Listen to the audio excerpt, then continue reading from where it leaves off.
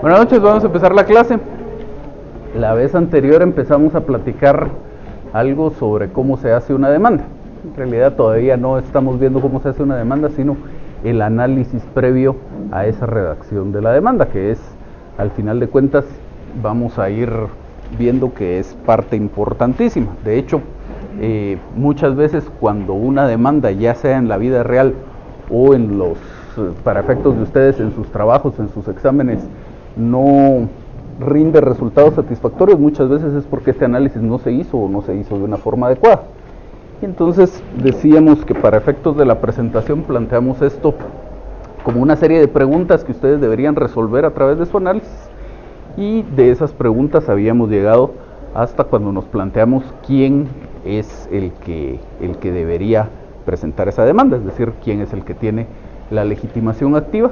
Y sobre todo me interesa que haya quedado clara la explicación de qué es la legitimación. ¿Estamos ahí? ¿No quedó alguna duda?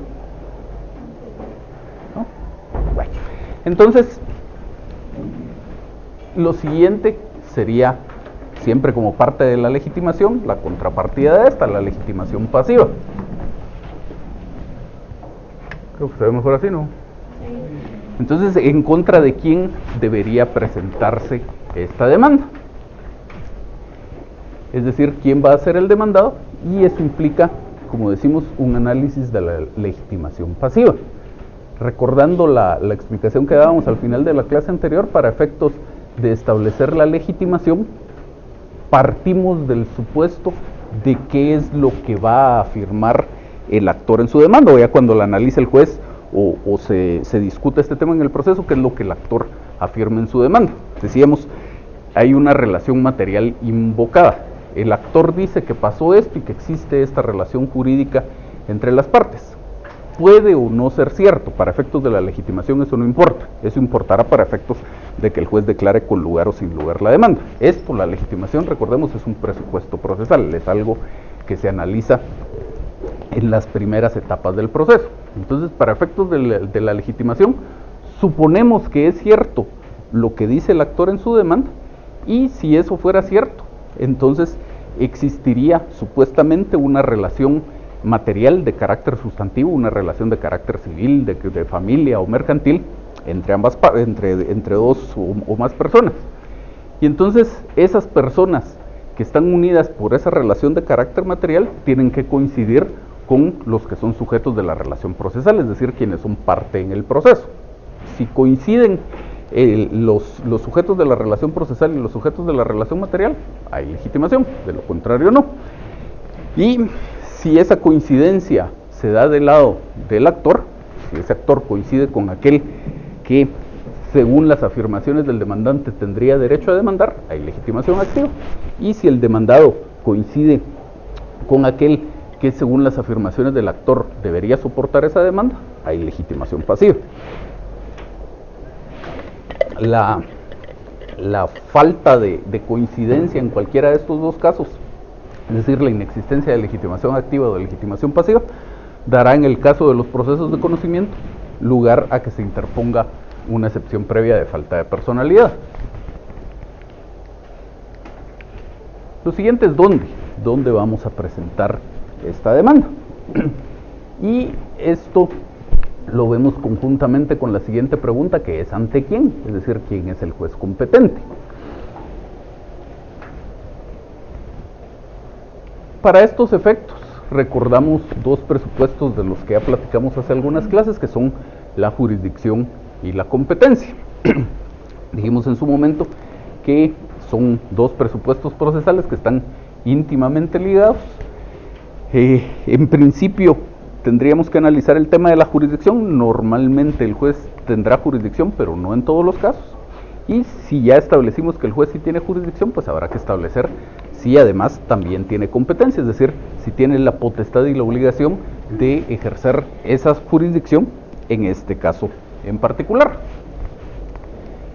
Esto de la competencia, decíamos, en nuestro medio manejamos 4 criterios de clasificación de la competencia: por territorio, materia, cuantía y grado. Y la conjugación de esos 4 criterios de clasificación de la competencia es lo que nos va a determinar quién es el juez competente. Entonces dice por acá que deben concurrir los 4 para que un juez sea competente para conocer de un asunto.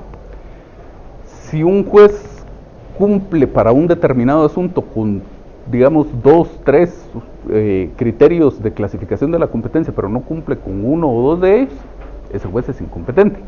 Habrá que buscar un juez distinto que sí cumpla con todos. Para cualquier caso que a ustedes se les pueda ocurrir, hay un juez competente. Hay un juez que por territorio, materia, cuantía y grado es competente para conocer del asunto. Si me falla alguno de esos 4 es porque mi análisis todavía no está bien, hay que mejorarlo un poco para establecer quién es el juez competente. Y esta determinación del juez competente es importantísima porque luego resulta que si presento mi demanda ante un juez incompetente, en principio se tendría que abstener de conocer de ella, ordenarme a que acuda al juez competente, y si le diera trámite a este juez, el demandado luego, en el caso de los procesos de conocimiento, tendría derecho de interponer una excepción previa de incompetencia.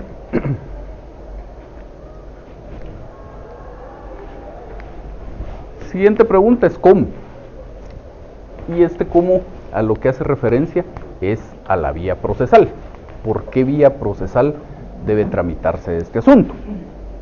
Entonces, en principio, ¿será un proceso de conocimiento o será un proceso de ejecución o será algún otro trámite distinto por ahí establecido en la ley? Suponiendo que fuera un proceso de conocimiento, ¿es un juicio ordinario, es un juicio sumario o es un juicio oral? Y en realidad todas estas preguntas regresamos un poquito aquí, en realidad todas estas preguntas son de vital importancia, pero en el caso de la vía procesal, si yo presento mi demanda asignándole al proceso que estoy planteando una vía procesal que no es la que corresponde, pues igual en principio el juez debería rechazar esa demanda.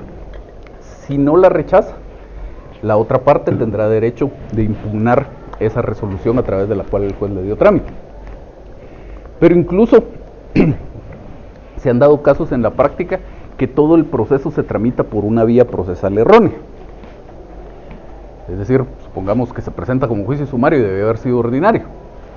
Y llegado el proceso hasta sentencia, muchísimo tiempo después, el tribunal dice: yo no puedo emitir un pronunciamiento sobre el fondo del asunto porque la vía procesal por la que esto se tramitó fue errónea. Y entonces resulta que tenemos un grave desperdicio de tiempo, muy probablemente años, y peor todavía, es muy probable que durante ese tiempo, por ejemplo, estemos discutiendo en el proceso una obligación que haya estado sujeta a un plazo de prescripción. Y pues el tramitar todo este proceso por la vía procesal errónea es como que si nunca hubiera presentado una demanda. Entonces, pues 2, 3, 5 años después resulta que es como que no hubiera hecho nada, y entonces si la presento nuevamente, muy probablemente la prescripción ya operó y se perjudicaron los intereses del cliente. Entonces, como en todo esto, hay que tener muchísimo cuidado. Como es derecho procesal civil y mercantil 1, en cuanto a esto no les va a dar mucho problema, porque en las demandas propiamente dichas todas van a ser por la vía del juicio ordinario. Pero por ejemplo, cuando veamos pruebas anticipadas, hay distintas diligencias de prueba anticipada, tendrán que establecer ustedes cuál de todas esas es la que va a corresponder a su caso. Cuando veamos procesos cautelares, igual hay distintos procesos cautelares que se podrían promover, hay que establecer cuál es el que corresponde a su caso. Y a partir del próximo semestre ya la situación se complica, porque van a ver ustedes por lo menos 2 vías procesales distintas, el juicio sumario y el juicio oral. Pero además, como van a ver ustedes el próximo semestre, dentro de cada uno de esos hay subdivisiones, podríamos decir, trámites específicos del juicio sumario en función de la materia que se va a discutir y trámites específicos del juicio oral en función de la materia que se va a discutir. Entonces, si este análisis no está bien, todo lo demás no sirve. Luego, ¿qué manda? La persona que debe contestar la demanda no se pone en competencia, debe declarar incompetencia. En realidad es al revés. Lo que ocurre es Usted presenta su demanda y la competencia se analiza en 3 momentos distintos. Primero, usted cuando va a redactar su demanda, cuando está haciendo todo este análisis, usted tiene que determinar quién, a juicio de usted, es el juez competente. Y la lógica es que debería presentar la demanda dirigida a ese juez que usted consideró el competente. En un segundo momento, el análisis le corresponde al juez. Y entonces el juez analiza su propia competencia. De hecho, el artículo creo que 6 del Código Procesal Civil y Mercantil dice que es obligación de los jueces analizar de oficio las cuestiones de jurisdicción y de competencia bajo pena de nulidad del octavo y de responsabilidad del funcionario. Entonces el juez debe analizar esa competencia. Si el juez estima que no es competente, entonces en vez de darle trámite a la demanda, hará lo que vimos que dice la ley del organismo judicial. Se inhibe de conocer y le ordena a usted que acuda al juez competente. Entonces supóngase que usted está presentando esta demanda ante un juez de paz y su conocimiento le corresponde a un juez de primera instancia. El juez le dirá: no puedo conocer de esta demanda porque no me corresponde por razón de la cuantía, y usted deberá indicar a qué juzgado de primera instancia quiere que remita su demanda. Pero supongamos que el juez no lo hace. Entonces, en un tercer momento, es al demandado al que le corresponde analizar la competencia y, si fuera el caso, interponer su excepción previa de incompetencia. La ley como que se queda un poco a medias en la solución del tema, porque hasta ahí todo va bien. Usted le dirige la demanda al juez que considera competente. Si el juez se considera incompetente, se inhibe de conocer, le ordena a usted acudir al juez competente. Luego, si el juez, a pesar de ser incompetente, le da trámite, la ley le da al demandado la oportunidad de interponer una excepción previa de incompetencia.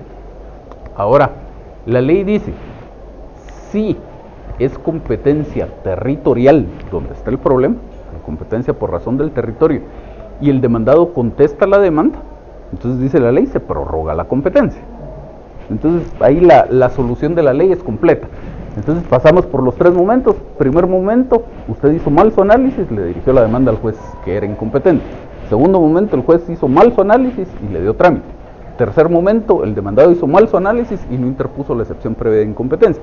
Pero como es competencia por razón del territorio, no hay problema. Sigue su curso, se prorroga la competencia y se acabó. No hay problema. Ahora, si fuera por cualquiera de los otros 3 criterios de clasificación de la competencia, la ley no permite la prórroga de la competencia en esos casos, pero tampoco dice qué pasa. Entonces, en la práctica se tendrá por consentida la competencia y continuará el asunto hasta que se emita un pronunciamiento sobre el fondo. Pero en realidad hay un vacío legal ahí porque la ley ya no le da una solución para ese tema.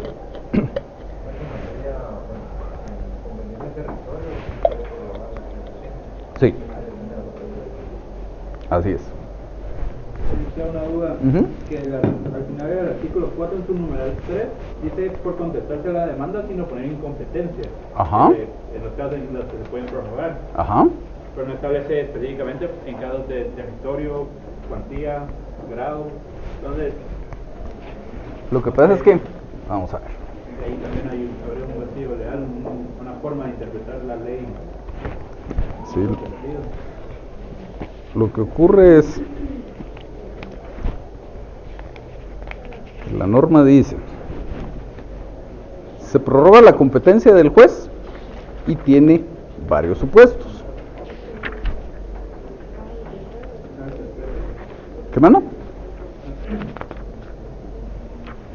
Tiene varios supuestos, pero si usted se va al artículo 3, el artículo 3 dice: la competencia en los asuntos civiles y mercantiles podrá prorrogarse a juez o tribunal que, por razón de la materia, de la cantidad de objeto de litigio, que es la cuantía, y de la jerarquía que tenga en el orden judicial, que es el grado, pueda conocer del asunto que ante él se proponga.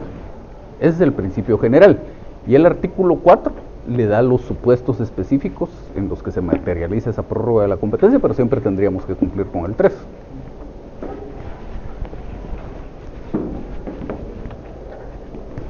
Bueno, entonces, siguiente pregunta. Entonces, ¿sí puede prorrogar la competencia Teóricamente no. En la práctica, en realidad es muy poco probable que un juez que no es competente por materia o por cuantía, lo del grado todavía da menos problemas en la práctica, un juez que no es competente por materia o por cuantía le dé trámite a una demanda. Y si eso ocurriera, es todavía menos probable que el demandado no objete esa competencia. Pero si ya nos pusiéramos en esa situación, por pura efecto práctico, se tendría por consentida esa competencia del juez y el asunto continuaría hasta que llegara a dictarse sentencia. Porque incluso si usted va al artículo 622 del Código y ve los supuestos de la casación por motivos de forma, está establecido dentro de esos supuestos que el juez o tribunal carezca de jurisdicción o carezca de competencia. Dice: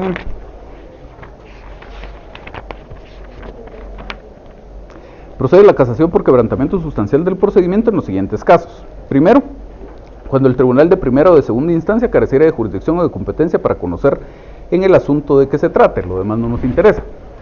Entonces, eso ya es al final del proceso que se interpone la casación. Pero, siendo casación por motivos de forma, el artículo 625 le establece un requisito específico, que es el haber pedido la subsanación de la falta. Dice: los recursos de casación por quebrantamiento sustancial de procedimiento solo serán admitidos si se hubiera pedido la subsanación de la falta en la instancia en que se cometió, y reiterado la petición en la segunda cuando la infracción se hubiese cometido en la primera.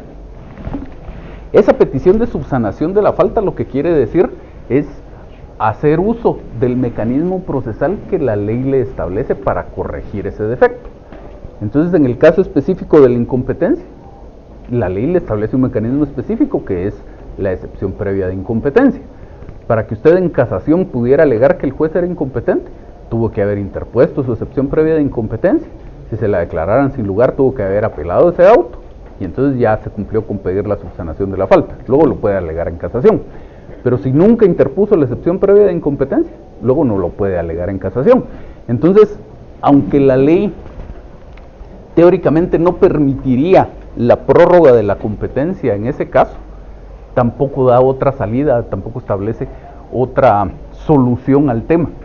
Entonces, como ya no le da más oportunidades al demandado de alegar esa incompetencia, pues se tendrá por consentida y el asunto llegará a su sentencia. Siguiente pregunta que planteamos aquí es: ¿después de qué? Y esto dice aquí que hace referencia a la posibilidad de que existan requisitos previos. Es decir, hay algunos casos en los que no desde el primer momento en el que yo establezco la posibilidad de plantear una demanda, automáticamente puedo acudir a ella, sino que hay algunos casos en los que antes debo agotar algo más.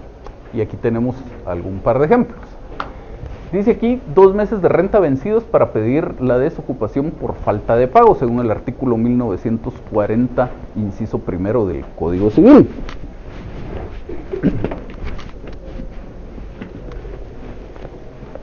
Esta norma está dentro de las que regulan el arrendamiento. Y entonces dice: el arrendador podrá dar por terminado el arrendamiento en los casos generales establecidos en el artículo 1930 y en los especiales siguientes. Primero, cuando el arrendatario no esté solvente con el pago de la renta y adeuda por lo menos 2 meses vencidos. Entonces, 2 cosas importantes en ese primer supuesto que establece ese artículo para pedir la desocupación. Hay muchas otras razones por las cuales yo puedo pedir la desocupación de un inmueble, porque ya se venció el plazo del contrato, porque necesito el inmueble para habitarlo yo, porque el inmueble necesita reparaciones, etc. Pero en esa específica, que es la falta de pago de las rentas, la ley dice que por falta de pago yo puedo pedir la desocupación cuando el arrendatario primero no está solvente en el pago de las rentas, pero no solo se necesita que no esté solvente, se necesita que adeude 2 meses. Es decir, si solo me debe 1 mes de renta, yo todavía no puedo pedir la desocupación por esa razón. Y los meses, dice, tienen que ser vencidos. Normalmente en el arrendamiento, aunque no es obligatorio que sea así, pero lo normal es que se pacte que la renta se pague por anticipado. Entonces, digamos, si estableciéramos que la renta tenía que pagarse en los primeros 10 días del mes, y esta persona no pagó la renta del mes de diciembre y no ha pagado la renta del mes de enero, entonces en ese caso ya está insolvente en el pago de la renta, ya me debe 2 meses de renta, pero no son 2 meses de renta vencidos. Entonces en ese caso yo todavía no puedo demandar la desocupación, y es algo con lo que tendría que tener muchísimo cuidado, porque si no se configura la falta de pago ahí, aunque después me deje de pagar los siguientes 5 años y nos tardemos 5 años en la tramitación del proceso, esa demanda el juez la tiene que declarar sin lugar.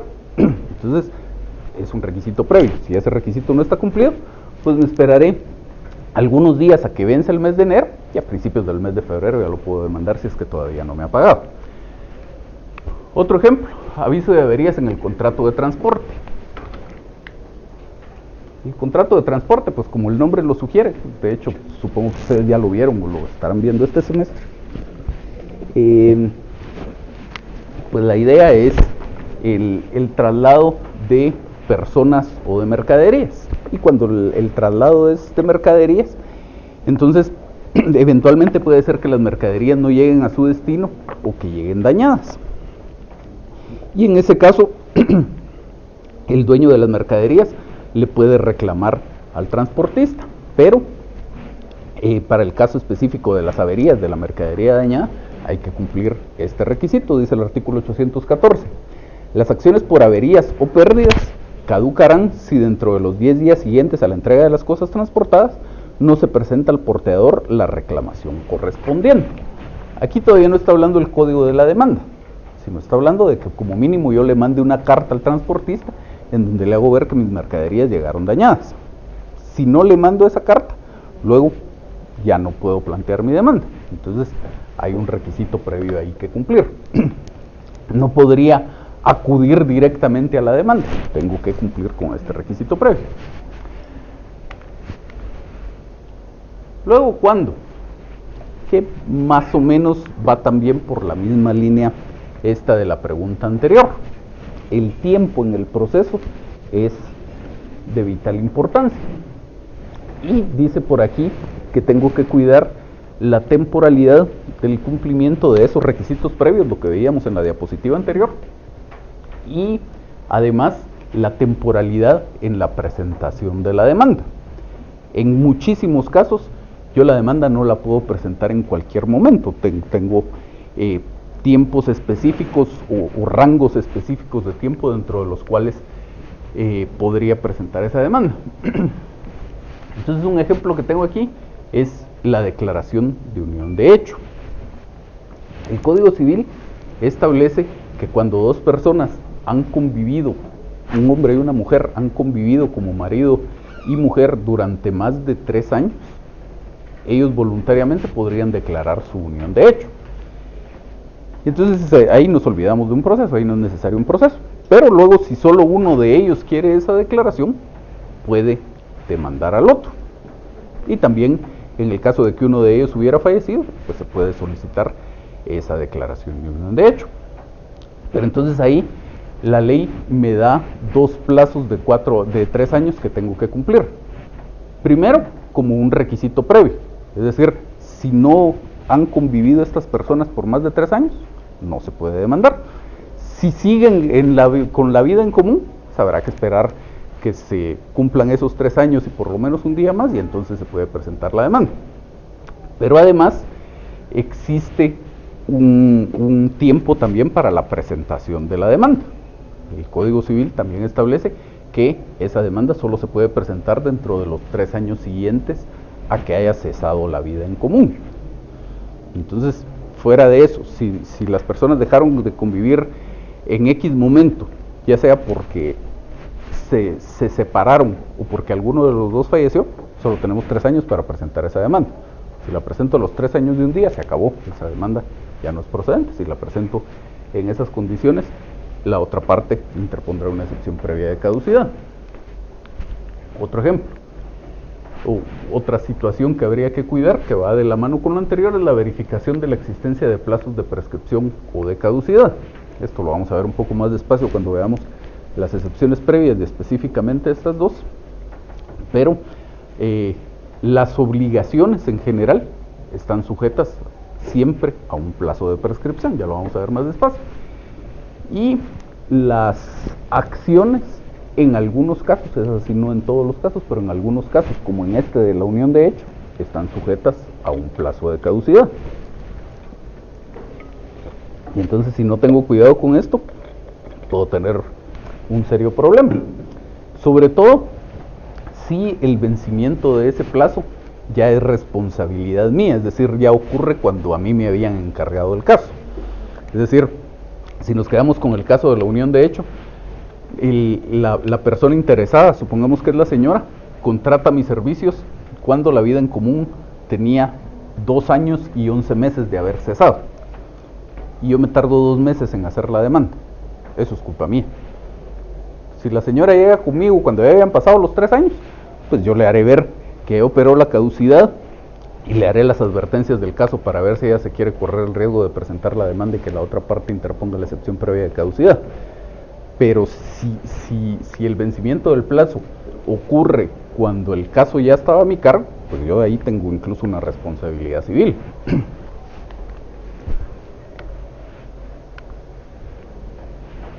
Siguiente, ¿por qué?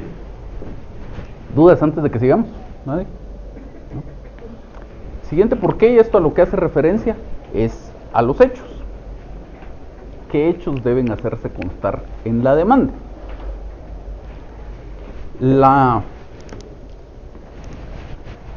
Decíamos en la clase anterior que lo más importante de todo el proceso es la pretensión, porque todo el proceso se tramita para que el juez se pronuncie sobre esa pretensión. Pero la pretensión tampoco es una pretensión porque sí, tiene que tener un sustento, tiene que tener un sustento jurídico y también un sustento fáctico, es decir, en los hechos. Aunque no se plantea de esta forma que les voy a decir, por el razonamiento lógico que está detrás de una demanda, es, señor juez, ocurrieron estos hechos. Estos hechos se encuadran en esta norma jurídica, y como los hechos se encuadran en esta norma jurídica, yo tengo derecho de pedirle a usted la consecuencia que está establecida en esa norma jurídica, y por lo tanto le pido esto, que es la pretensión. Entonces, ahí vemos la importancia de los hechos. Si no tengo hechos que encuadrar en una norma jurídica, pues todo lo demás carece de sustento.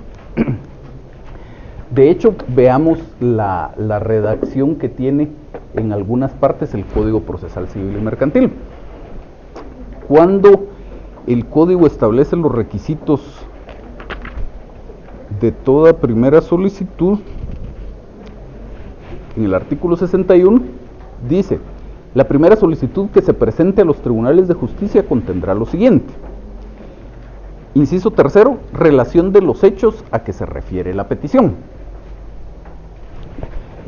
Un poco más en serio el vínculo lo encontramos en el artículo 106, cuando establece el código los requisitos específicos de la demanda.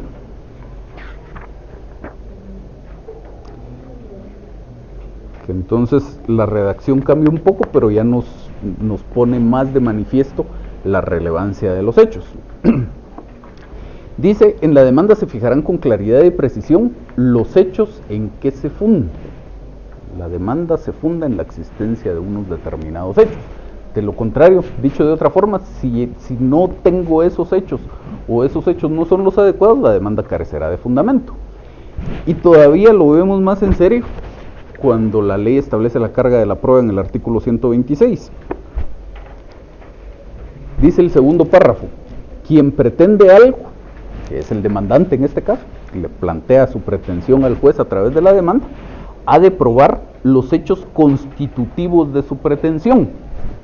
Es decir, sin hechos no existe pretensión, por lo menos no existe una pretensión fundamentada. Y entonces, pues aquí vemos la importancia de esos hechos, que tendrán que ser los hechos adecuados al caso. Ya cuando veamos, entremos al detalle de los requisitos de la demanda, veremos cómo se redactan esos hechos. Luego lo siguiente que tendríamos que analizar es con qué se prueban esos hechos. Y entonces obviamente eso hace referencia a hacer un análisis de los medios de prueba. El código me da 7 posibles medios de prueba: la declaración de las partes, la declaración de testigos, los documentos, el reconocimiento judicial, los medios científicos de prueba y las presunciones. De todos esos, yo puedo usar uno de los medios de prueba, puedo usar 2, 3, 4, 5, 6 o los 7, dependerá de mi caso en particular. Pero parte importantísima del análisis que yo tengo que hacer antes de la demanda es, tengo que partir del supuesto de que yo voy a tener que probar todos los hechos que exponga en la demanda. Conforme se desarrolla el proceso, a lo mejor resulta que no hay necesidad de probar algunos de esos hechos, porque cuando el demandado contesta la demanda, reconoce que esos hechos ocurrieron. Entonces, esos no serán hechos controvertidos y por lo tanto no hay necesidad de probarlos. Pero a lo mejor el demandado niega todos los hechos al contestar la demanda, o el demandado no contesta la demanda y por lo tanto la demanda se tiene por contestada en sentido negativo, y entonces tenemos una ficción jurídica en virtud de la cual se tendrán por negados todos esos hechos. Entonces necesitaré prueba para todos y cada uno de los hechos que yo exponga en la demanda. Tendrá que ser una prueba idónea y una prueba que tenga la posibilidad de convencer al juez de que efectivamente ocurrieron esos hechos. Entonces, dependiendo del caso, puede ser que a mí solo me sirvan documentos, no necesito nada más que eso, entonces no tendré por qué ofrecer todos los demás medios de prueba. La necesidad de este análisis la vemos reflejada en el artículo 106 del Código, cuando establece los requisitos específicos de la demanda. Dice, en la demanda se fijarán con claridad y precisión los hechos, no me interesa por el momento. Lo segundo que dice es las pruebas que van a rendirse. No cualquier prueba, no todos los medios de prueba, las pruebas que van a rendirse. Eso quiere decir, cuando más adelante el código me da en el artículo 128 este catálogo de los medios de prueba posibles, lo que me da es un abanico de opciones, son medios de prueba y establece estos 7. De esos 7 yo tengo que escoger cuáles. Y ya puestos en el punto de que escogí algunos, sobre todo cuando se trata de los documentos, pues tengo que establecer específicamente qué documentos son los que me sirven. Y entonces este análisis es importantísimo, porque pudiera ser que mi cliente tenga la razón, que efectivamente los hechos ocurrieron y yo hago una excelente relación de hechos y una excelente argumentación en mi demanda. Tengo un excelente apoyo jurídico en virtud de la cual esos hechos se encuadran exactamente en una norma jurídica, y esa norma jurídica efectivamente apoya la pretensión que yo estoy planteando. Pero si no le presento al juez las pruebas adecuadas para convencerlo de que esos hechos ocurrieron, todo lo demás se cae. Y si ven esto de que si no pasa esto o no cumplo con esto, todo lo demás no sirve, se los he dicho varias veces. Al final de cuentas, el planteamiento que yo estoy haciendo llegue a funcionar es como cuando hacen aquellos castillitos de naipes. Es una cuestión muy delicada que con algo que no funciona, todo se cae. Entonces hay que tener cuidado en todos estos elementos.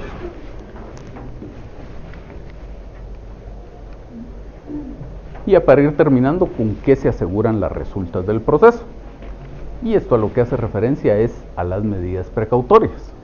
Es decir, de nada me sirve que incluso dentro de algún par de años, 5 años, el tiempo que sea, el juez dicte una sentencia a mi favor, si no cuidé que eventualmente esa sentencia se pudiera hacer efectiva. ¿De qué estamos hablando aquí? Lo vamos a ver un poco más despacio cuando hablemos de los procesos cautelares. Pero por ejemplo, si yo estoy reclamando el pago de una suma de dinero y nunca pido un embargo, pudiera ser que el demandado en este momento que yo estoy presentando la demanda sea económicamente solvente, pero mientras se tramita el proceso, de buena o de mala fe, ya no tiene bienes. A lo mejor tenía otras deudas y tuvo que pagar las otras deudas, o a lo mejor fraudulentamente para ya no pagarme a mí, cerró sus cuentas bancarias, traspasó sus bienes inmuebles, etcétera, y luego resulta que aunque tengo una sentencia a mi favor en donde le ordenan pagarle al demandado que me pague a mí, si no hay algo que embargarle, pues esa sentencia no sirve para nada. Como dicen por ahí, la podré pegar en un marco y colgarla en la pared de la sala porque es para lo único que va a servir. Entonces hay que cuidar mediante estas medidas precautorias que esa sentencia en su momento se pueda hacer efectiva. Entonces, si pido un embargo, por ejemplo, y este embargo recae sobre un bien inmueble, y ese bien inmueble, el valor de ese bien inmueble es suficiente para cubrir el monto de la obligación, pues no importa que me tarde 2, 3, 5 años, eventualmente, si obtengo una sentencia favorable, pues ahí está el embargo. Si el demandado no cumple, iniciaré el proceso de ejecución sobre la base de ese mismo embargo y eventualmente remato ese bien y con eso me hago pago. Pero si no cuidé esa parte, pues podría tramitar un proceso que no va a servir para nada. Antes de continuar, todo esto que empezamos a ver la clase anterior y hemos visto la clase, en lo que vamos de la clase del día de hoy, de este análisis previo a la demanda, no es simplemente por relleno o por poner un par de diapositivas más o porque no tenía otra cosa de qué hablarles. Es, en realidad, hacer ese análisis es una cuestión fundamental, porque si yo empiezo a hacer una demanda sin haber hecho todo ese análisis, en realidad estoy avanzando sin rumbo. Es como que si yo les dijera a ustedes que ustedes tienen que ir a San Pedro Zacatepeques y la condicionante que les pongo es: no pueden pedir un taxi, no pueden pedir un Uber, no pueden pedir algo similar. Tienen que establecer por sus propios medios cómo van a llegar ahí. Ustedes no pueden agarrar el carro y empezar a no ser que ya conocieran el lugar, pues no pueden agarrar el carro y empezar a moverse sin dirección. Tienen que establecer de qué estamos hablando. En principio, si hablamos de Zacatepeques, alguien podrá decir, pues estará en el departamento de Zacatepeques, me voy a la Antigua y ahí pregunto. En el departamento de Zacatepeques no hay un municipio que se llame San Pedro Zacatepeques. Hay uno en el departamento de Guatemala y hay otro en el departamento de San Marcos. Entonces, primero tendremos que establecer a cuál de los dos es al que queremos ir. Supongamos que es el que está más lejos, el de San Marcos, y yo no conozco San Marcos, pues tendré que establecer si es una carretera asfaltada, es una carretera de terracería, como para saber qué medio de transporte voy a usar, etcétera. Ya que haya definido exactamente cómo está la situación, entonces podré emprender el viaje. Necesito saber si la distancia es lo suficientemente corta para ir y regresar en un mismo día, o tengo que prever el hospedaje, etc. Lo mismo aquí, si empiezo a avanzar con una demanda y no tengo definidos todos esos aspectos, pues muy probablemente el tema va a fracasar. Sobre todo porque, como les remarqué en el curso de la presentación, la mayoría de estos aspectos implican que si el análisis de ese punto no se hizo bien, todo lo demás se cae. Entonces, pues siempre hagan su análisis y traten de hacer su análisis bien. Ya con esto empezamos a platicar de los requisitos de la demanda. Y como vemos aquí, la demanda únicamente tiene 4 requisitos. La ley solo establece 4 requisitos para la demanda. En la demanda debemos cumplir muchísimos requisitos, no solo esos 4, pero no por el hecho de que sea una demanda. Entonces, para ir ordenando este pensamiento, veamos el artículo 106 del Código.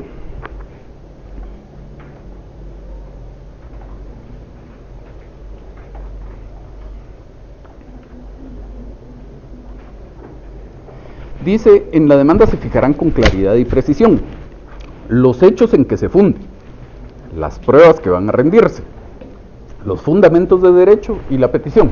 Hechos, fundamento de derecho, pruebas y petición son los 4 requisitos de la demanda, no hay más. Cuando ustedes les pregunten cuáles son los requisitos de la demanda, son esos 4.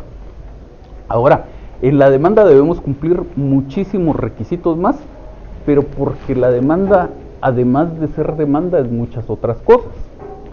Por ejemplo, si ustedes se van al artículo 61 del Código, dice: los requisitos de toda primera solicitud son los siguientes. Entonces la demanda es demanda, pero también es la primera solicitud que hace el demandante en el proceso y por lo tanto también hay que cumplir con todos estos. Y luego vamos a ver por ahí desperdigados por el código varios otros requisitos, y en general en la ley, porque incluso hay algunos requisitos con los que tenemos que cumplir que ni siquiera están en el Código Procesal Civil y Mercantil. Entonces, tenemos que cumplir muchísimos requisitos, aquí los vamos a ir viendo todos, pero en principio partamos de estos 4. Y están específicamente establecidos aquí, porque son en realidad las partes más importantes de la demanda. Para decirlo en términos coloquiales, es donde está la carne del asunto. Ya lo demás es el adorno. Pero aquí es donde está lo verdaderamente importante. Ahora, tenemos el problema de que para efectos legales, la carne y el adorno valen lo mismo. Es decir, me rechazan igual una demanda porque no tenga un apartado de pruebas, que me la rechazan porque no tenga lugar y fecha. Hay muchísimos de estos requisitos con los que yo debo cumplir en una demanda y en cualquier otro memorial que ni siquiera tienen una utilidad real para efectos del proceso. Pero la ley tajantemente establece en el artículo 109, los jueces repelerán de oficio las demandas que no contengan los requisitos establecidos por la ley, expresando los defectos que hayan encontrado. Hay algunos otros tipos de procesos en donde la ley establece que el juez lo que debe hacer cuando el actor incumple con algún requisito en su demanda es ordenarle que lo corrija, lo que se conoce como los previos. Si, por ejemplo, en derecho procesal laboral ocurre de esa forma: si yo incumplo con algún requisito en mi demanda, el juez me debe ordenar que lo corrija. Y ahí funciona así, especialmente porque lo normal es que el demandante en un proceso laboral sea el trabajador. No siempre es así, hay demandas que las plantea el patrono, pero en una buena mayoría de casos es el trabajador. Entonces opera el principio de tutelaridad. En materia contencioso administrativo, por ejemplo, también la ley indica que si no se cumple algún requisito de los establecidos para la demanda, le tienen que ordenar al actor que lo corrija. Pero en nuestro medio, lo que ocurre es esto: si yo incumplo algún requisito, no importa qué tan intrascendente sea ese requisito, me van a rechazar la demanda, y si no me la rechazan, pues el demandado podrá interponer su excepción previa de demanda defectuosa según el requisito, o impugnar la resolución que le dio trámite a esa demanda. Entonces hay que tener muchísimo cuidado con los requisitos, no importa si son estos fundamentales o son cuestiones puramente formales, la consecuencia es la misma si no los cumple. Entonces dice por acá que estos 4 son los únicos requisitos propios de la demanda, y están en el artículo 106, que ya lo vimos. Y luego tendré una parte introductoria, donde voy a tener algunos requisitos adicionales que cumplir y algunos requisitos finales. De hecho, gráficamente o físicamente, la demanda normalmente está ordenada de esa forma: algunas cuestiones formales al principio, luego estos 4 verdaderos requisitos de la demanda, y luego algunas cuestiones formales al final.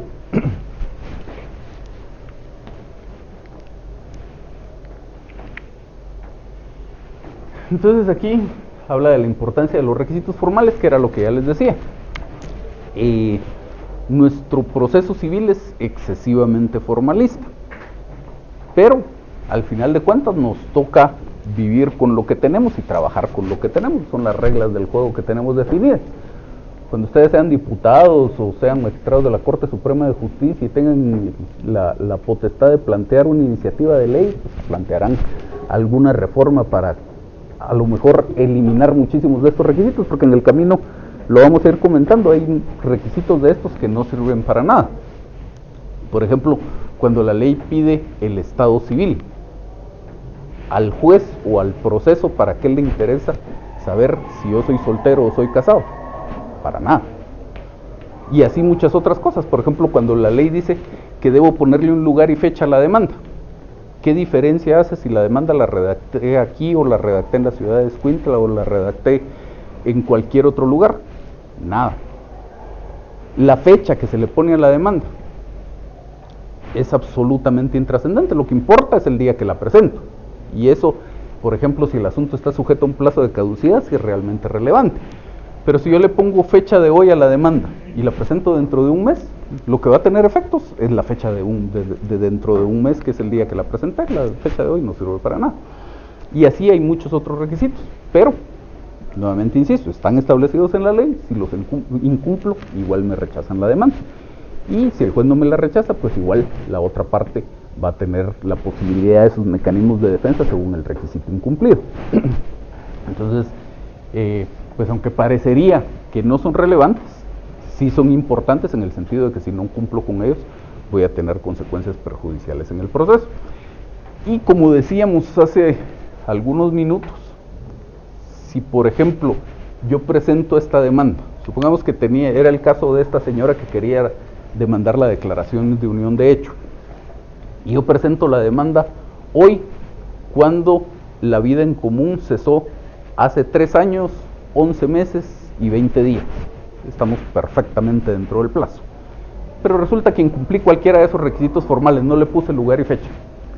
Y el juez se tarda 2 semanas en calificar mi demanda, hacer la primera resolución y notificarme que me rechaza la demanda. Yo tengo que presentar la demanda otra vez. Pero entonces, para ese entonces, cuando la vuelva a presentar, ya transcurrieron más de los 3 años. Y entonces la otra parte perfectamente podrá interponer en ese caso una excepción previa de caducidad. Y esos temas, obviamente, la pérdida del tiempo y sobre todo la pérdida de un derecho por el transcurso del tiempo, consecuencia de un incumplimiento de un requisito formal, obviamente la responsabilidad recae sobre el abogado. Entonces, pues como para ir viendo un poco gráficamente las cosas, si a usted le gusta el agua de coco, todo eso que vemos ahí no sirve para nada. Para efectos de estudios propios, usted no se va a comer la cáscara del coco. A lo mejor ni siquiera le gusta la carnaza del coco, pero si no está todo eso, el agua del coco no va a poder existir. Entonces igual, los requisitos formales podrán no tener una utilidad, podrán disgustarnos, pero hay que convivir con ellos. Otro ejemplo, aquí tenemos una pared y en este lado de la pantalla tenemos una pared pues más o menos bonita, el señor la está pintando. Al final de cuentas la pared cumpliría los mismos efectos, que es pues servir de división si estuviera en este mismo mal estado. Pero además ahí vemos otra cosa, no es igual de atractiva. Entonces, pues también la forma tiene sus implicaciones para efectos de que el juez se sienta atraído por el fondo. Entonces, vamos a ver cosas como los temas de redacción y etcétera. Si no los planteo bien, pues a lo mejor el argumento no va a ser tan atractivo y no va a llegar de forma adecuada a su destinatario.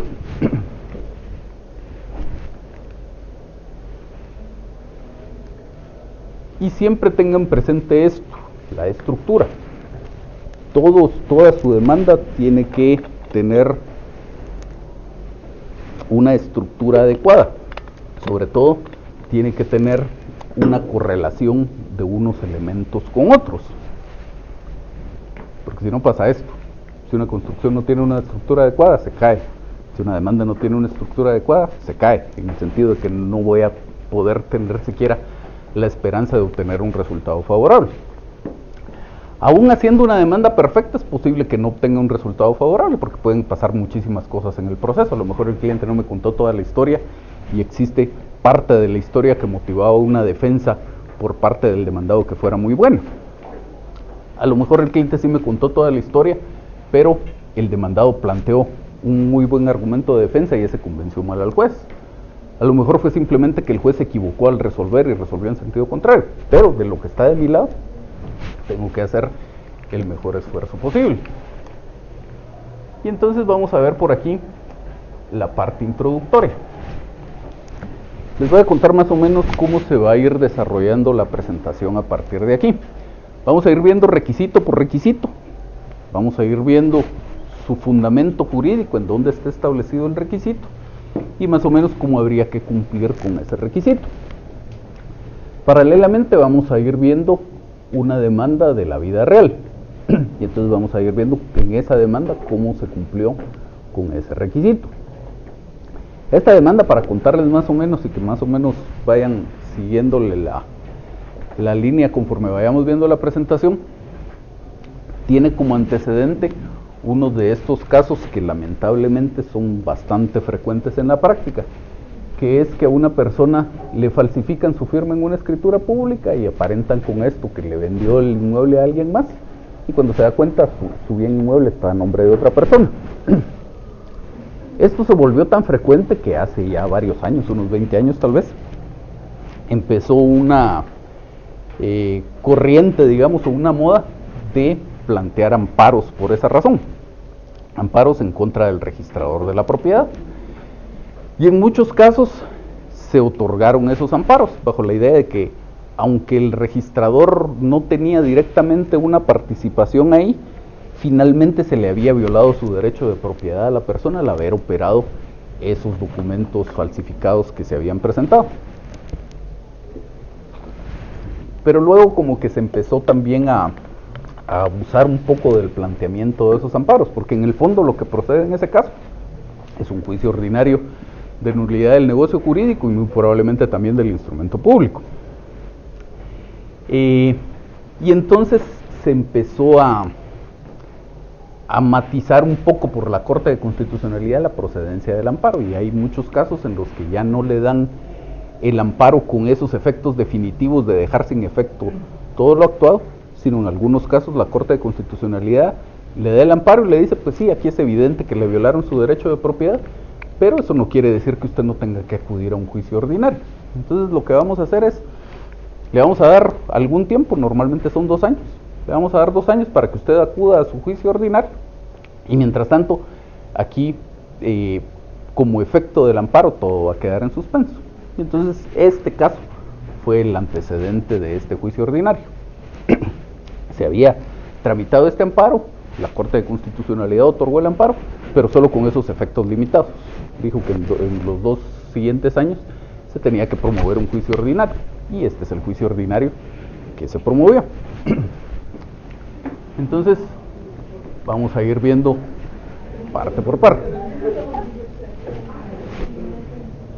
Dice aquí que lo primero es la identificación del proceso.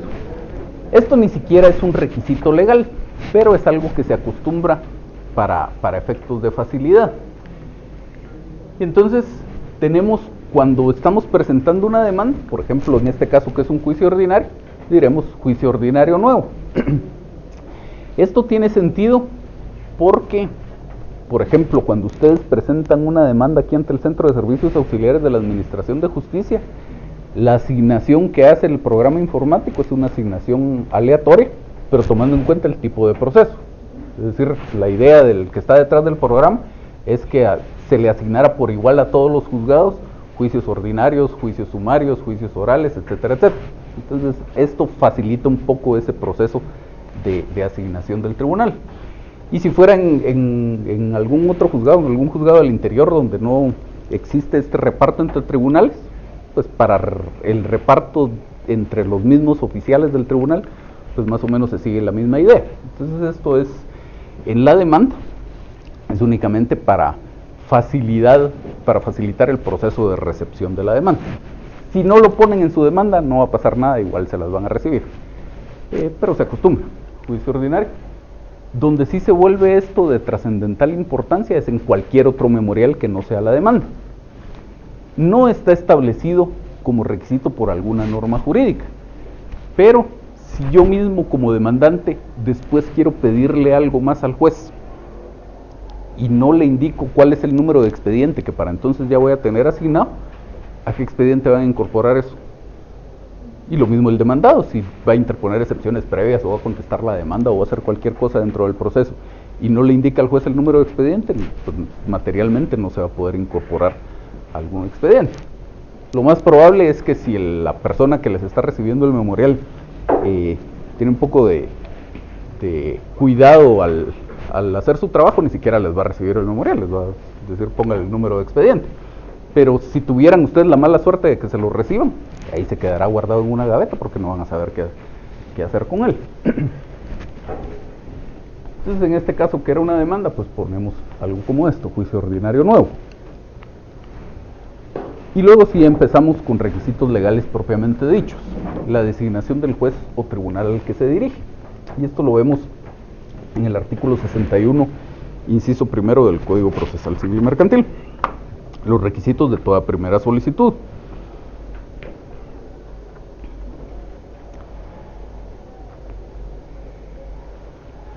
La norma dice: la primera solicitud que se presente a los tribunales de justicia contendrá lo siguiente. Primero, designación del juez o tribunal a quien se dirija. En líneas generales,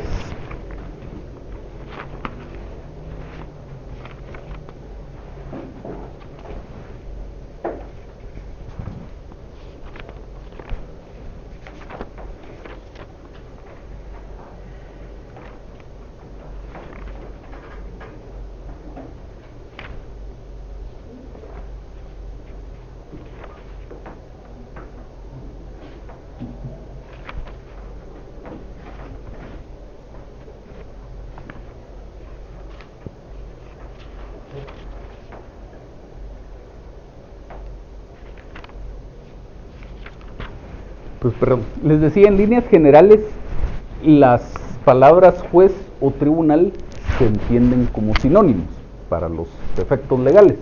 Por ejemplo, cuando la ley del organismo judicial, en su artículo 66, dice: los jueces tienen facultad para, y tiene ahí algunos incisos, eso se entiende tanto como facultades de los jueces propiamente dichos, como facultades de una sala de la Corte de Apelaciones o de la Corte Suprema de Justicia. Y entonces, en líneas generales, la distinción esa no tiene mucho sentido, pero en este caso en particular, del requisito de dirigirse, de señalar el juez o tribunal al que se dirija, sí tiene sentido, porque yo me dirijo de distinta forma si me estoy presentando ante un juez, ante un tribunal unipersonal, que si me estoy presentando ante una sala de la Corte de Apelaciones o ante la Corte Suprema de Justicia. Eso por un lado. Por el otro lado, tenemos que, por lo menos aquí en la ciudad capital, funciona un sistema de reparto de las demandas a través de una oficina administrativa, que es el Centro de Servicios Auxiliares de la Administración de Justicia. La norma esta del código tiene la misma redacción desde que el código se emitió. Antes funcionaba de distinta forma. Como la norma dice el juez o tribunal al que se dirija, yo podía decidir, por ejemplo, si me estaba presentando mi demanda ante un juez de primera instancia civil aquí en la ciudad capital, yo podía decidir ante quién de los jueces de primera instancia civil quería que se tramitara el asunto. Entonces, por ejemplo, me dirigía al juez quinto de primera instancia civil y el asunto se tramitaba ante el juez quinto de primera instancia civil. Hace un poco más de 20 años se evidenció la necesidad de cambiar ese sistema, especialmente porque eso daba lugar a varias irregularidades.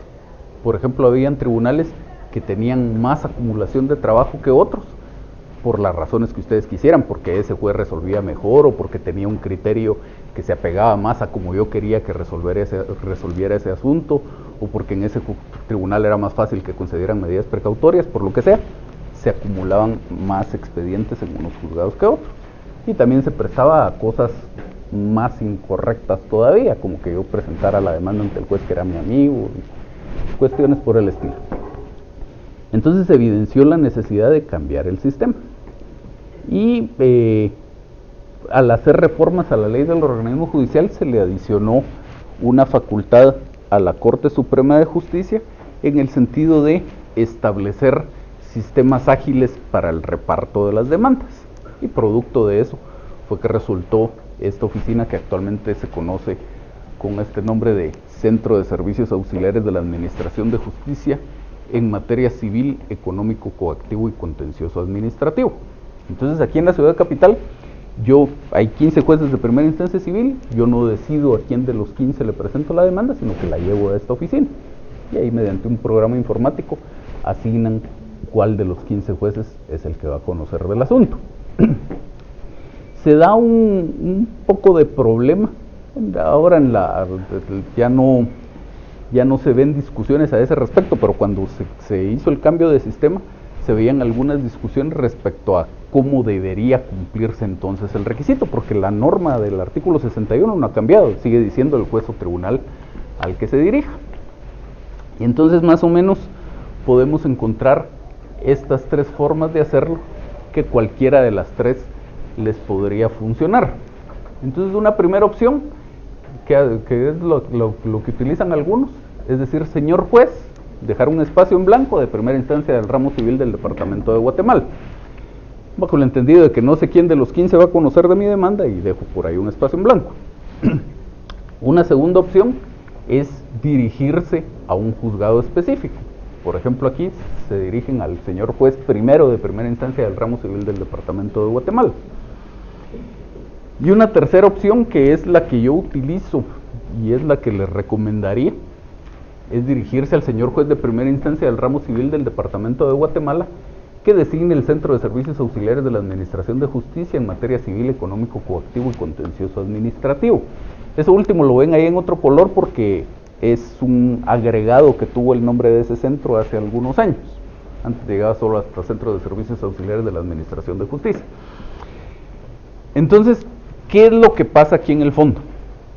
Las dos primeras opciones en realidad no son correctas, por lo menos desde mi punto de vista, porque si yo me dirijo al señor juez de primera instancia del ramo civil, hay 15, no hay una precisión en la indicación del juez al que me estoy dirigiendo. Si yo me dirijo a uno de esos jueces en particular, lo más probable, por pura probabilidad estadística, es que ese juez no conozca de mi demanda. Tengo menos del 7% de probabilidades de que ese juez conozca de mi demanda. Entonces tampoco es lo correcto. La última es una opción que a mi juicio toma adecuadamente ambos aspectos, que la norma me ordena dirigirme a un juez o tribunal y que en la práctica el sistema que también con respaldo legal funciona es este de reparto. En la práctica cualquiera de los tres mecanismos les va a funcionar y para efectos del curso cualquiera de los tres sería aceptable, pero a mi juicio el correcto es el último.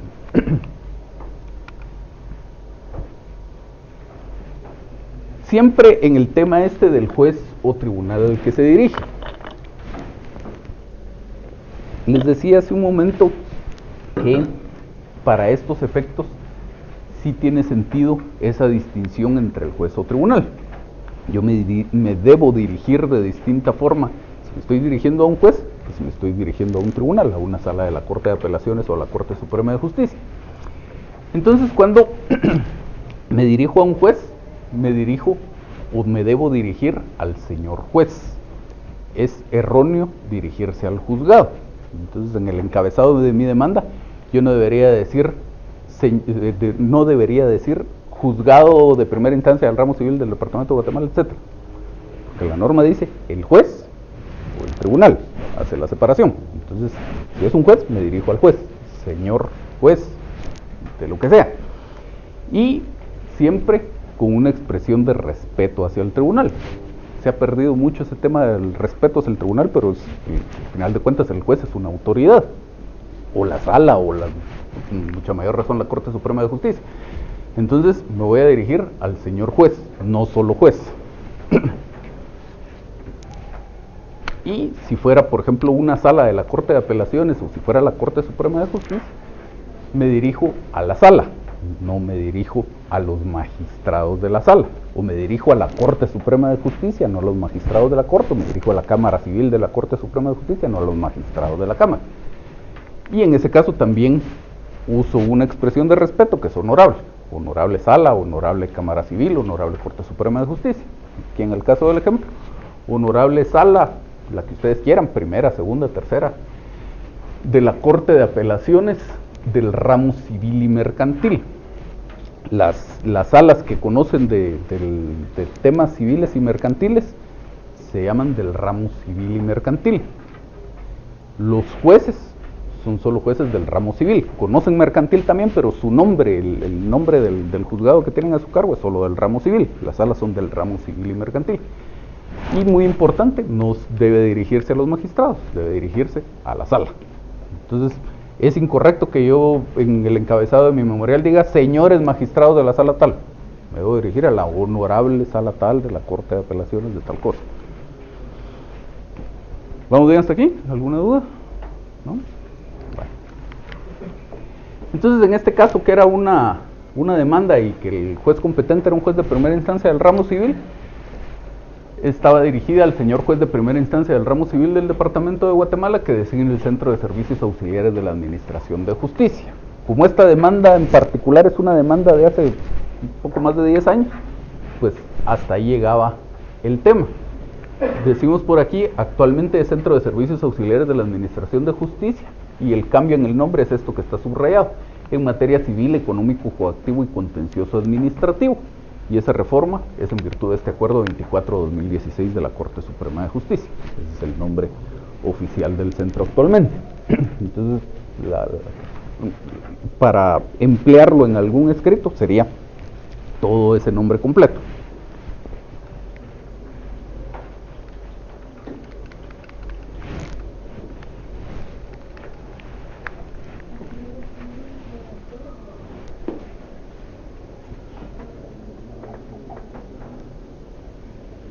Y entonces dice por aquí que hay algunos elementos que usualmente componen la designación del juez o del tribunal. No necesariamente en todos los casos, pero lo usual es que esa designación la veamos con estos elementos. Entonces, una referencia al grado, es decir, si es un juez de paz o es un juez de primera instancia. Vamos a ver si logra hacer que esto siga funcionando. Ahí está. Entonces, una referencia al grado, es decir, si es un juez de paz o de primera instancia, sobre todo para efectos de la demanda. Ya de ahí, cuando el tribunal esté designado, pues simplemente nos dirigiremos al juez o al tribunal que esté a cargo del asunto. Pero cuando presento la demanda, pues decíamos, parte de mi análisis es determinar, que debo hacer es determinar quién es el juez que considero competente y dirigírsela a este juez. En este caso es una demanda de nulidad absoluta de un negocio jurídico, por lo tanto es un asunto de valor indeterminado. No importa si el bien vale 5,000 quetzales o vale 5 millones de quetzales, es un asunto de valor indeterminado, y por lo tanto el competente siempre va a ser un juez de primera instancia. Pero si fuera un asunto de valor determinado, aquí en esta parte deberé yo definir si es un asunto de mayor cuantía o de menor cuantía, como para dirigirme a un juez de primera instancia o dirigirme a un juez de paz. Eso lo vemos aquí como parte de esa designación del juez o del tribunal. Luego, otro elemento que usualmente vemos en esta denominación del juez o tribunal al que me estoy dirigiendo es la materia, que para nuestros efectos tendremos únicamente estas dos. Decíamos, en lo que conocemos como el derecho procesal civil y mercantil, vemos temas que corresponden en el derecho sustantivo a 3 grandes ramas del derecho: derecho civil propiamente dicho, derecho de familia o derecho mercantil. En nuestro medio, los jueces civiles atienden asuntos civiles y mercantiles. Su nombre es solo juez civil, de primera instancia civil o de paz civil, pero atiende tanto asuntos civiles como mercantiles. Y por aparte, sí tenemos jueces de familia. Luego, el territorio. En este caso, es un juez de primera instancia del ramo civil del Departamento de Guatemala. Y como decíamos en algún momento, si el juez es de paz, lo normal será que su competencia territorial sea en un municipio. No es una regla absoluta, pero es lo normal. Y si es un juez de primera instancia, también lo normal es que su competencia territorial sea en un departamento. Tampoco es una regla absoluta. Por ejemplo, hay municipios que tienen un juez de primera instancia, pero lo normal será que la competencia del juez de primera instancia corresponda a un departamento.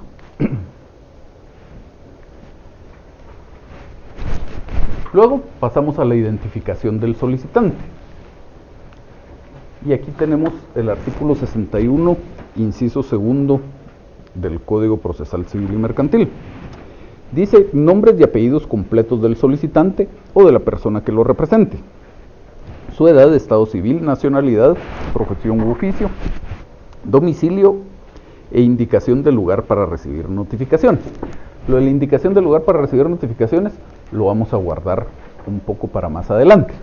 En este momento, cuando hacemos referencia a la identificación del solicitante, son solo sus datos de identificación personal: nombre de apellidos completos, edad, estado civil, nacionalidad, profesión, oficio, domicilio.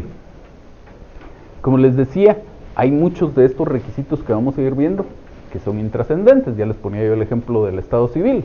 La nacionalidad es otro tema. Para efectos del proceso, ¿qué importa si yo soy guatemalteco, salvadoreño, mexicano? Mi profesión, oficio, todavía más. ¿Qué importa si yo soy artista, abogado, estudiante? Para efectos del proceso, no tiene trascendencia. La edad tampoco. Alguien podrá decir, sí, es que si fuera menor de edad no puede comparecer directamente al proceso. De acuerdo, pero eso le corresponderá alegarlo a la otra parte. Y siendo que en el proceso civil tenemos que actuar con el auxilio de un abogado, yo casi les podría jurar que no va a haber un abogado que vaya a hacer comparecer directamente a un menor de edad. Entonces, tampoco tiene alguna trascendencia. Y el domicilio del demandante tampoco tiene trascendencia. Tiene trascendencia si es una acción personal, el domicilio del demandado, pero el demandante no. Entonces, pues hay que cumplir con, obviamente, los nombres de apellidos completos, sí, porque eso nos determina quién es uno de los sujetos procesales, pero todo lo demás es puro relleno, pero igual hay que cumplir con los requisitos. Y hay que cumplir bien con ellos, que hay algunos que dan lugar a algunos problemas. Entonces aquí en el caso concreto teníamos el nombre de la persona, obviamente eso no lo vamos a poner en la presentación. En este caso era de 66 años de edad, casado, mexicano, comerciante, con domicilio en el departamento de Guatemala. Y dice: ante usted atentamente comparezco, y lo siguiente que viene es un título de expongo, que eso ya lo vamos a ver en un momento. Entonces aquí tenemos el nombre, su edad, su estado civil, su nacionalidad, su profesión o oficio y su domicilio. Para que vean ustedes cómo se pueden complicar los asuntos por temas puramente formales. Yo en una ocasión hace muchos años presenté una demanda y al indicar los datos de identificación personal de quien comparecía, se decía que era comerciante. La parte demandada interpuso una excepción previa de demanda defectuosa bajo el argumento de que esta persona no estaba registrada como comerciante, no estaba inscrita como comerciante en el registro mercantil, y acompañó una certificación del registro mercantil. Al final de cuentas, la excepción previa no tenía fundamento, porque mi condición de comerciante me la da en principio el hecho de que yo ejerza una actividad mercantil. El inscribirme en el registro mercantil es un requisito formal, que incluso si lo incumplo, pues me podrán imponer una multa, pero eso no quiere decir que si yo no estoy inscrito en el registro mercantil, no sea comerciante. Por ejemplo, si yo pongo un puesto de tostadas aquí en la entrada, estoy ejerciendo una actividad mercantil, soy comerciante. Y me comprarán ustedes su tostada al entrar y se la comerán aquí en la clase. Es una actividad mercantil, eso ya hace que yo sea comerciante. Además, en este caso en particular, esta persona no estaba inscrita como comerciante en el sentido de que no tenía una empresa individual a su nombre, pero sí estaba inscrita como auxiliar de comercio, y el Código de Comercio dice que dentro de los que se consideran comerciantes están los auxiliares de comercio. Entonces se acompañó esa otra certificación y finalmente la excepción previa fue declarada sin lugar. Pero lo que voy con todo esto es que aún no fue este caso, fue un caso distinto, pero aún habiendo indicado, aún habiendo cumplido con el requisito, el tema se complicó teniendo que discutir todo esto. Ahora imagínense ustedes en un caso en el que uno incumpla el requisito. Entonces hay que ponerle atención a esos temas. Importantísimo entonces, siempre recuérdense, son 6 datos de identificación personal. Cuando estén revisando su demanda, siempre cuéntenlos. Todos los años, en todos los exámenes, tengo alumnos que incumplen 1 o 2 requisitos de estos, de los datos de identificación personal. Y entonces pierden un montón de puntos por puro gusto, porque es algo muy elemental. Es solo con sus deditos contar 6 y se acabó. ¿Qué manda? No, son estas con con el tema ahorita, pero en el caso de que ya tengamos la demanda y solo estamos revisándola, como yo nunca he hecho una demanda por mí mismo, cuando me doy cuenta de que me hace falta uno de esos elementos, sí lo podría entrelinear. Sí, totalmente, sí. Entonces, es tan común eso que se lo remarco ahí. Son 6 datos. Cuéntenos. En cuanto al domicilio, tendríamos que hacer alguna indicación adicional. Dice por aquí que en el domicilio, para estos efectos, para efectos del cumplimiento de este requisito, a lo que hacemos referencia es a una circunscripción departamental. No estamos haciendo referencia a un municipio o a una ciudad. Entonces, en la demanda es correcto que yo diga con domicilio en el departamento de Guatemala. Muchos acostumbran y también se acepta decir de este domicilio. Eso está correcto. Pero es incorrecto que yo diga con domicilio en el municipio de Guatemala o con domicilio en esta ciudad, porque jurídicamente no estamos hablando de un departamento, de un municipio o de una ciudad, sino de un departamento. Veamos en el código el artículo 12.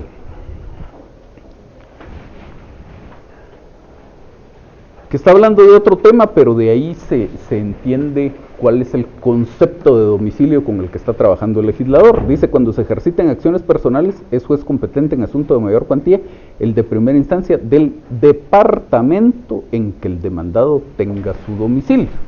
Entonces, por eso entendemos que para estos efectos, de domicilio es un departamento que manda.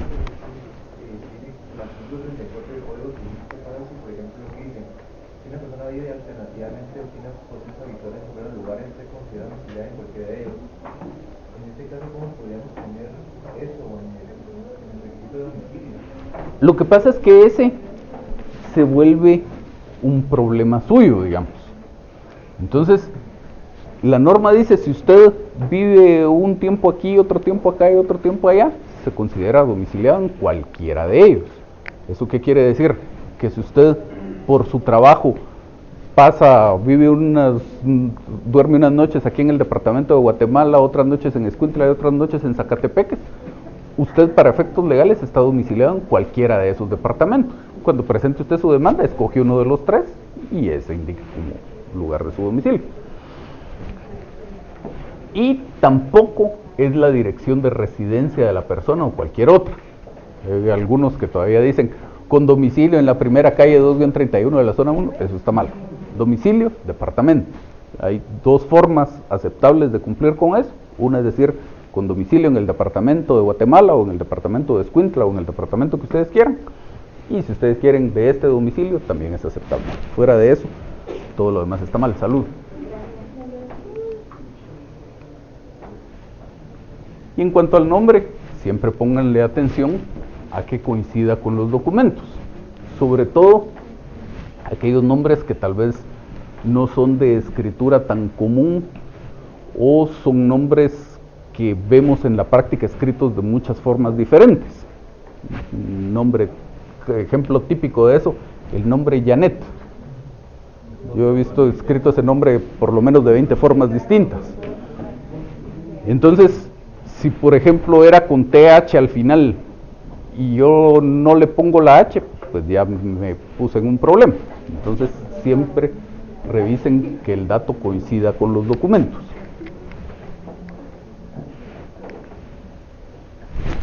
Esto nos llevaría a platicar sobre las partes, pero no nos va a dar tiempo en lo que nos queda. Entonces solo veamos si tenemos alguna duda hasta dónde vamos.